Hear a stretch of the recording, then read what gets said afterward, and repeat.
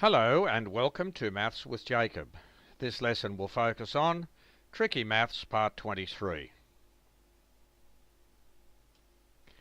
Is it possible to have 5 plus 3 equals 0? Explain.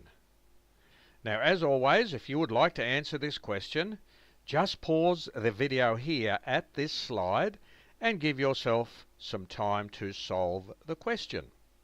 I will move on now to the next slide and we'll discuss how there is a possible answer to this question. So pause the video now if you wish.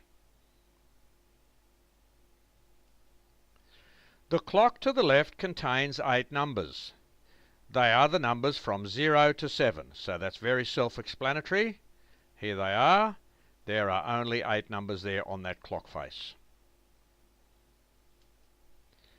If we had a number system that consisted of those 8 numbers only, then it is possible that 5 plus 3 equals 0.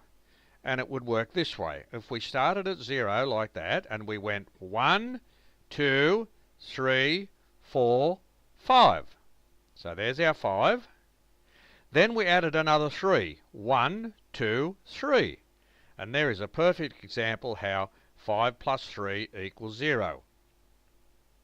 This branch of mathematics is known as modular arithmetic. The clock shows mod 8. Now there are a number of examples of modular arithmetic in real life. One of the simplest examples is when we use binary numbers. With binary numbers you only have 0 and 1, and computers use binary numbers.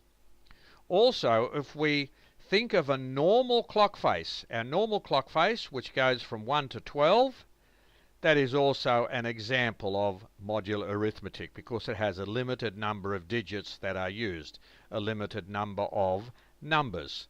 So there are a few examples in real life where modular arithmetic is used, and this here is one example where 5 plus 3 equals 0.